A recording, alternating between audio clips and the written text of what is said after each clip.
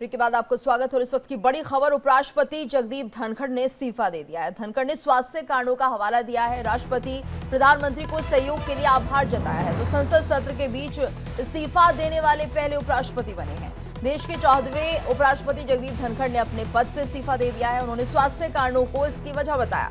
74 साल के धनखड़ का कार्यकाल 10 अगस्त 2027 तक का था और धनखड़ ने अनुच्छेद 67A के तहत राष्ट्रपति द्रौपदी मुर्मू को त्याग पत्र सौंपा है। पत्र में उन्होंने लिखा कि स्वास्थ्य की प्राथमिकता और डॉक्टरी सलाह का पालन करते हुए मैं भारत के उपराष्ट्रपति पद से तत्काल प्रभाव से त्याग पत्र दे रहा हूं। उन्होंने पत्र में राष्ट्रपति को उनके सहयोग और सौहार्दपूर्ण संबंधों के लिए धन्यवाद दिया। प्रधानमंत्री और मंत्रिमंडल को भी सहयोग के लिए आभार जताया है। हालांकि राष्ट्रपति की मंजूरी के बाद ही उनका इस्तीफा प्रभावी होगा। तो 11 अगस्त 2022 को धनखड़ ने उपराष्ट्रपति पद की शपथ ली थी। उपराष्ट्रपति चुनाव में उन्होंने विपक्ष की उम्मीदवार मार्गरेट अल्वा को हराया था। धनखड़ को कुल 725 में से 528 वोट मिले थे, जबकि अल्वा को 182 वोट मिले। इस समय संसद का मॉनसून सत्र चल रहा है। उपराष्ट्रपति राज्यसभा के सभापति होते हैं और सत्र के बीच में पद से इस्तीफा देने वाले धनखड़ देश के पहले उपराष्ट्रपति हैं। साथ ही कार्यकाल के बीच में इस्तीफा देने वाले तीसरे उपराष्ट्रपति भी हैं। तो उपराष्ट्रपति जगदीप धनखड़ ने इस्तीफा दे दिया है और जगदीप धनखड़ के इस इस्तीफे को लेकर अब सवाल भी उठ रहे हैं।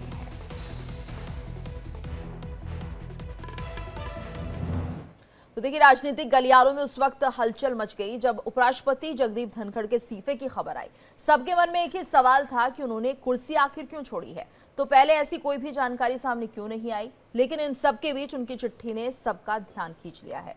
दरअसल धनखड़ ने इस चिट्ठी में लिखा है, राष्ट्रपति जी, स्वास्थ्य देखभाल को प्राथमिकता देने और चिकित्सीय सलाह का पालन करने के लिए मैं संविधान के अनुच्छेद 67A के तहत तत्काल प्रभाव से भारत के उपराष्ट्रपति पद से इस्तीफा देता हूं। मैं माननीय प्रधानमंत्री और प्रतिष्ठित मंत्री परिषद का भी दिल से आभार व्यक्त करता हूं।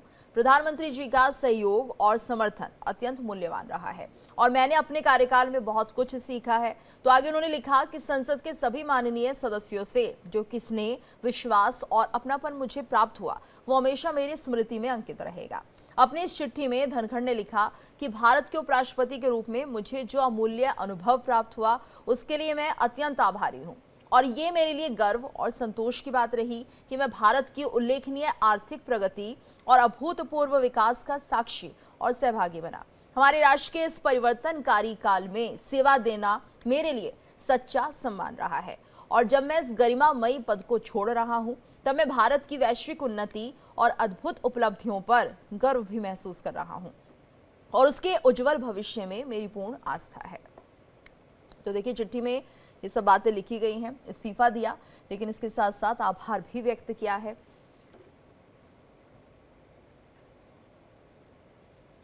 बता दें, एक और बड़ी खबर, जगदीप धनखड़ के इस्तीफे पर बोले हैं उदित राज। जगदीप धनखड़ ने जो इस्तीफा दिया उस पर अब रिएक्शंस आने शुरू हो गए हैं, जिस पर उदित राज का बयान, उनके अच्छे स्वास्थ्य की कामना करूंगा। तो उदित राज ने कहा है कि उनके अच्छे स्वास्थ्य की कामना करूंगा। कि हमें अपनों ने लूटा, गैरों में कहाँ दम था, हमारी कश्ती वहां डूबी जहां पानी कम था। तो मैं अच्छे स्वास्थ्य की कामना करूंगा धनखड़ जी, और धनखड़ जी इतनी जल्दी हार न माने और उपसभापति के पद पर बने रहें, क्योंकि बहुत महत्वपूर्ण मुद्दे हैं। ऑपरेशन सिंदूर का मुद्दा है, फिर बिहार में वोटर्स का है, और ट्रंप ने जिस तरह से हमारे भारत देश की अवमानना किया है, ये सारे बड़े मुद्दे हैं जिसमें धनखड़ जी की उपस्थिति बहुत जरूरी है। का स्वास्थ्य अच्छा रहे, शुभकामना देता हूं। और आज अगर वो कार्यरत थे तो कल मुझे लगता है कार्यरत रहेंगे। और इस्तीफे को लेकर कपिल सिब्बल क्या कह रहे हैं, वो भी सुनिए। हमेशा जो हमारे संबंध रहे वो बहुत अच्छे रहे। हाँ, हमारी विचारधारा थोड़ी अलग थी और कई बार हम भी कह देते थे और वो भी अपनी तरफ से जवाब भी दे देते थे, लेकिन कोई करवाहट कभी नहीं हुई। और मुझे दुख है कि अगली बार जब मैं जाऊंगा राज्यसभा तो वहाँ उस चेयर पे नहीं होंगे, लेकिन जिस तरह से वो चेयर पे अपनी बात रखते थे और जितने प्रोएक्टिव वो थे, शायद ही कोई चेयरमैन इतिहास में, हिंदुस्तान के इतिहास में उतना प्रोएक्टिव रहा हो। ये उनकी खासियत भी थी और उसकी वजह से करवाहट भी कभी कभार होती थी, लेकिन कभी मन में उनके ये नहीं रहता था कि मैं इसकी वजह से किसी को नुकसान करूं। तो उपराष्ट्रपति जगदीप धनखड़ ने जिस तरह से इस्तीफा दिया है, अब उनकी टाइमिंग को लेकर सवाल उठ रहे हैं। जयराम रमेश ने उपराष्ट्रपति के कदम को रहस्यमयी बताया है। उपराष्ट्रपति जगदीप धनखड़ के इस्तीफे की टाइमिंग को लेकर अब सवाल उठने लगे हैं। जगदीप धनखड़ के उपराष्ट्रपति पद से अचानक इस्तीफा देने पर विपक्ष सवाल कर रहा है।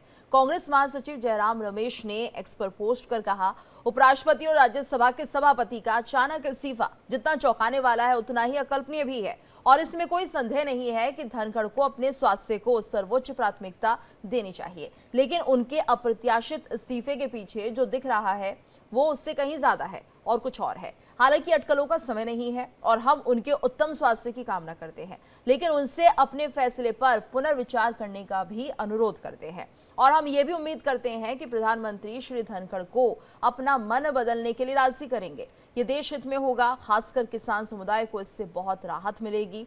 वहीं शिवसेना यूबीटी नेता आनंद दुबे ने कहा, स्वास्थ्य कारणों से उपराष्ट्रपति के इस्तीफे की खबर चिंताजनक है। हम उनकी कुशलता की कामना करते हैं। मॉनसून सत्र का पहला दिन था और उसी दिन उनका इस्तीफा हैरान करने वाला है। इस सरकार में क्या चल रहा है? स्वास्थ्य चिंता का विषय होता तो इस्तीफा सत्र से कुछ दिन पहले या बाद में भी दिया जा सकता था। वहीं कांग्रेस नेता कुंवर अली दानिश ने एक्स पर पोस्ट किया, 75 साल पूरे होने से पहले ही उपराष्ट्रपति जगदीप धनखड़ का अचानक इस्तीफा आरएसएस संगठन की तरफ से प्रधानमंत्री मोदी को एक बार फिर साफ इशारा है। सियासी गलियारों में ये चर्चा तेज है। धनखड़ जी के इस्तीफे के बाद क्या योगी आदित्यनाथ को उपराष्ट्रपति बनाने की तैयारी चल रही है? तो देखिए, उपराष्ट्रपति धनखड़ का इस्तीफा काफी चौंकाने वाला है और इसको लेकर विपक्ष अब सवाल कर रहा है कि चलिए ठीक है, अगर इस्तीफा देना था तो मॉनसून सत्र से शुरू होने से पहले देते या फिर उसके बाद दिया जाता।